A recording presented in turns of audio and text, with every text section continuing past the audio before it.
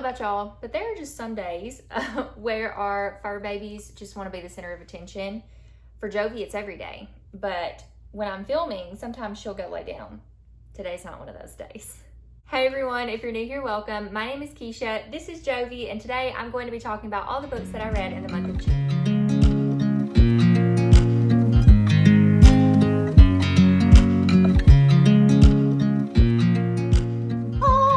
I have come out of my reading slump.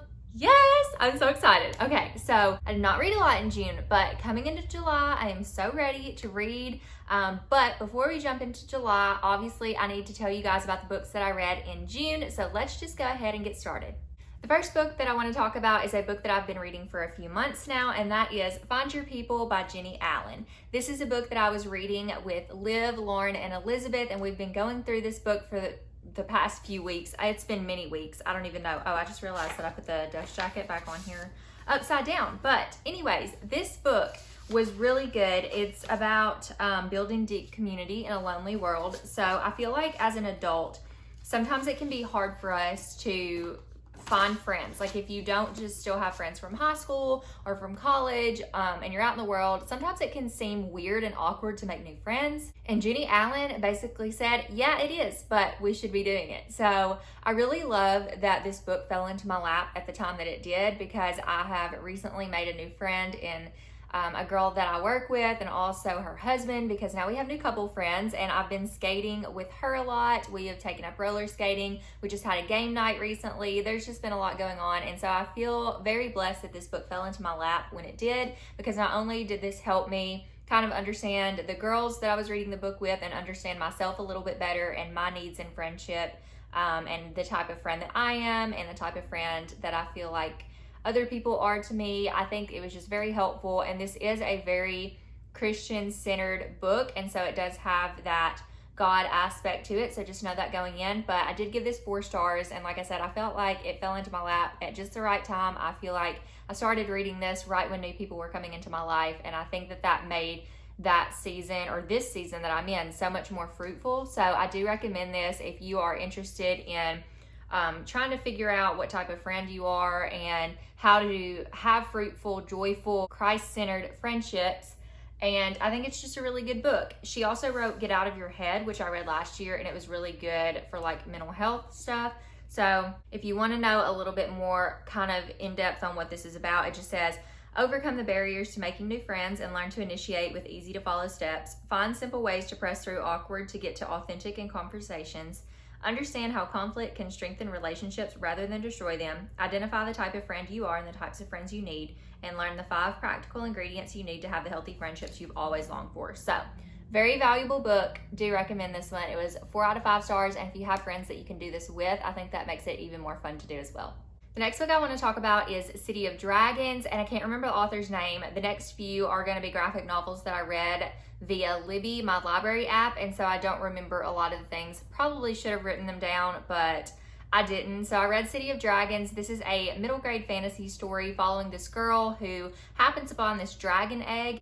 It also happens that she finds this dragon egg right as she's moved to Hong Kong with her mom and new stepdad. She's trying to fit in at her new boarding school and making new friends. So she has some friends over, and she shares that she's found this dragon egg with them, and it hatches. And there's just all this stuff going on behind the scenes where the fact that she has this dragon is very dangerous for her and for the city. And so yeah, there's a lot going on behind the scenes. This is the first book in a new series. I gave it 4 stars, and I think if you like things like American Dragon Jake Long, or even things kind of like maybe, I don't know, I feel like all these kind of have Amulet adventure story feels that I read that are like fantasy adventure stories. It's not exactly like that, but I really did enjoy it. So I think if any of that sounds interesting to you, you should pick it up. Along the same lines of dragons, I read Todds Song, which was for the Suns Out Books Out Readathon, and I really, really loved that one. It was so good. I gave it 4 out of 5 stars, and it follows this girl who is trying to hone her powers that she has. Like, her family is part of this lineage of people who bred with dragons, and dragons are kind of like, they're like dragon gods and goddesses and things like that. And so she has these powers she's trying to hone, and she wants to go to this school, but she ends up staying with her like grandmother or her great aunt. And yeah, there's just a lot that goes on. And I don't want to say too much because there's not a lot to the story, but I thought that it was really sweet and really cool.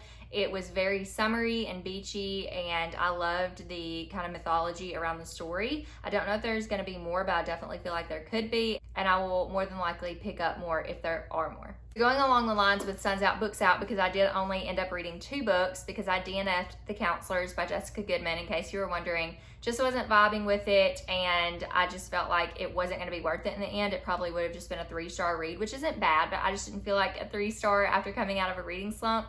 So I DNF'd it, and I found out later what happened, and it was very predictable, so I'm glad that I DNF'd it. But I did read Beach Read by Emily Henry, which I really enjoyed. This is my first Emily Henry book. I'd never read her before, and everybody always raves about her. So I was very nervous going into this because she's so overhyped. Well, I don't want to say overhyped. She's just a very hyped author. So I was worried that I was going to read this and not like it as much as everybody else because she's so hyped. But I did enjoy Beach Read. My critiques are that I do think it was just a little bit too long. I don't like my romances to be 400 pages, but I feel like that's becoming a thing. I did like the story. It follows Augustus and January, who are these 2 different authors. Augustus writes more like literary fiction, and January writes more romance, and so they are actually foes from college, or so it seems. So this is an enemies to lovers story. They both end up in lake houses beside each other, and they end up making this bet that, like, January bets Augustus that he can't write a romance, and he bets her that she can't write the types of books that he writes. So they go off on this journey because they're both struggling to write their own books. And there's a lot more to the story than that, because not only is this a romance, but it does have some things underlying as well. There's a lot more plot to the story, and I really enjoyed that aspect.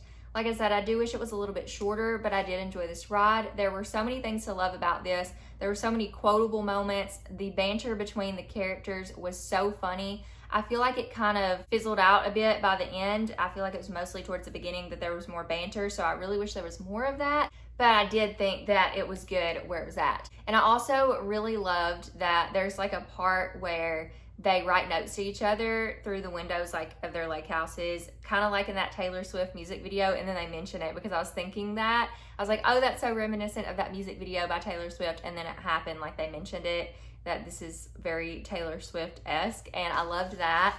And yeah, there's just a lot of things to love about this. It wasn't my favorite love story that I've ever read, and I don't think it'll be a favorite book of all time, but I did enjoy reading it. Like I said, it was a little heavy on some extra stuff. Oh, and the smut. Guys, I haven't even mentioned the smut.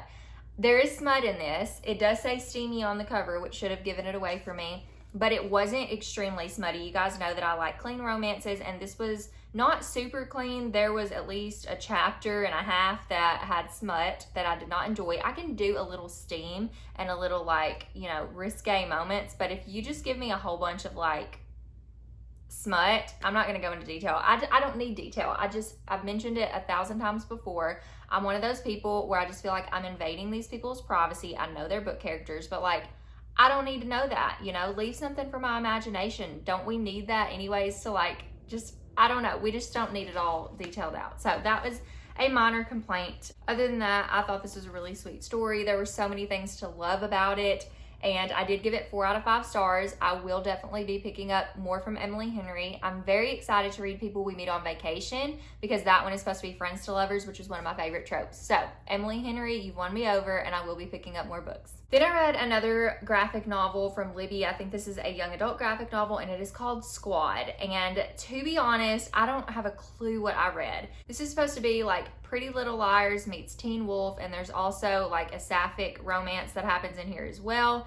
And the story was just really weird. It's about this girl who goes to this new school and makes new friends with the popular girls, and she comes to find out that they are actually werewolves, and they have to hunt, they have to eat. But they don't want to eat just anybody, and they've tried to eat animals and other things, but they have to have human meat. But they don't want to eat just anybody, so they eat like the douchebag guys, or the guys that just want to sleep with you and then throw you away the next day. So that's what it was about, and it wasn't like bad, but it was just okay. I gave it 2 stars. It was just not my cup of tea, but if that sounds interesting to you, then you should read it. But it just, I don't know. I don't know. Like, I knew what it was going into it, and I thought, well, maybe this will be okay, but it just wasn't. It wasn't my cup of tea. Then I read Sundial by Katrina Ward. This was such a it was a book. It was a book. So you guys know that I loved The Last House on Needless Street. It is my favorite book of all time right now. So I was very excited to pick this one up. I buddy read this with Lauren and Elizabeth, who both finished it before I did because I was coming out of a slump whenever I started this. But I did finish it, and I did think it was good. I feel like they think that I didn't like it because I was just like so confused when I finished this book with my feelings. It was one of those books where I was like, I don't know if I love this or I hate it.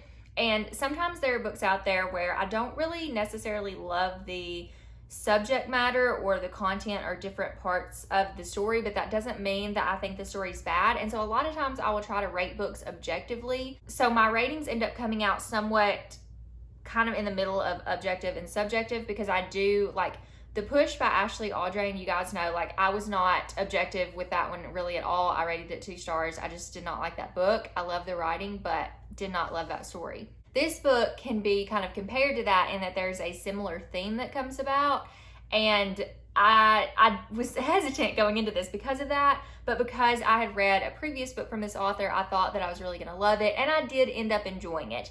The subject matter was just a little much. So this follows Rob and her daughter Callie, and she is concerned that Callie may be dangerous, or she may have some tendencies that are dangerous for her family, and so she decides to take her to where she grew up in Sundial and try to see if she can help Callie and figure out what's going on. I don't want to say too much about this going in because it's a lot. There is definitely a lot of triggers with this book, so I would highly encourage you to look those up, because not only is there animal cruelty, but there's like human cruelty, there is like child stuff, there's relationship stuff, like there's just a lot. Basically any trigger you can think of, maybe not any trigger, but there's a lot of heavy triggers. So I would encourage you to look those up if you have any really heavy triggers that you feel concerned about might pop up in the story before you read this, because there are definitely some. I think one thing that really bothered people in this book is not something that bothered me as much. Like, it did bother me, but there was something else that was going on in my head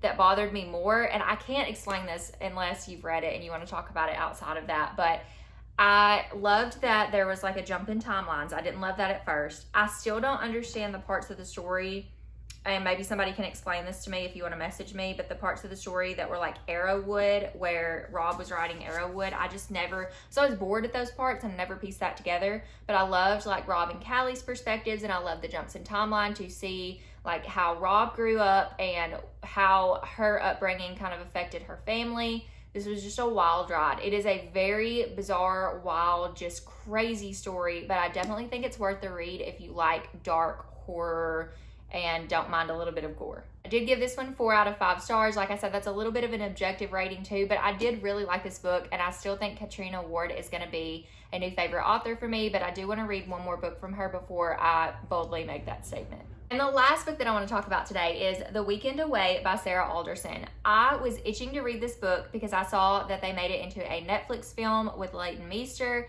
and I really wanted to watch it, but I wanted to read it first, and I'm so glad that I did. So I actually just finished the book a couple of days ago, and I watched the movie, and I was very disappointed. But let's talk about the book first. So this story follows Orla and Kate, who have been best friends forever, and now they are going on a trip to Lisbon. So for years and years, they have gone on different trips together, and this year they're going to Lisbon, Portugal, and they are very excited to go. But Orla is a little bit different this year because she's married to her husband, Rob, and they both just had a baby recently, and like less than a year ago, named Marlo. And so she's having to leave her family to go on this trip with Kate. When she gets there, Kate is very excited to spend this trip with her. She wants to have the best time, a wild night out. She wants it to be like the old days. And so they go out, but when Orla wakes up the next morning, Kate is missing, and she is trying to figure out, did Kate just purposely leave her? Is Kate faking her disappearance? Did something happen to Kate?